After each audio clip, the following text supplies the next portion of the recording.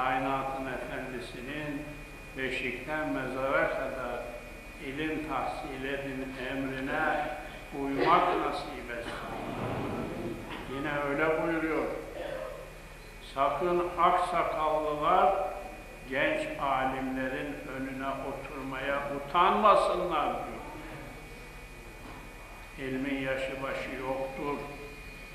Her yaşta öğrenmek mecburiyetindeyiz. Bu nedenle Rabbim milletçe bize ilmi nafi, ameli salih, ihlas ve vera nasip etsin.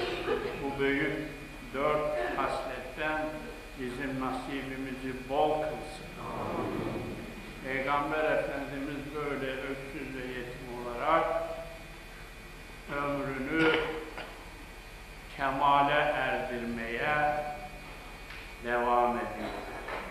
Allah Resulü onu, Cenab-ı Hak onu ruhen ilk yarattı ve peygamber olarak vasfetti.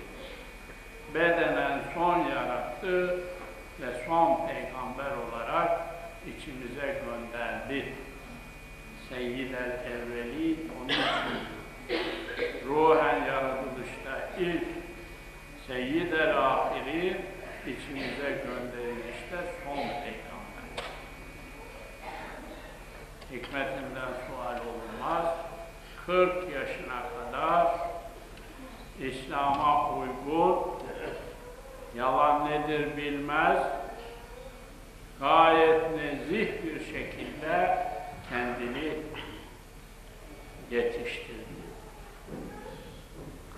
İnananlar da inanmayanlar da kendisine Muhammedül Emin diyorlar.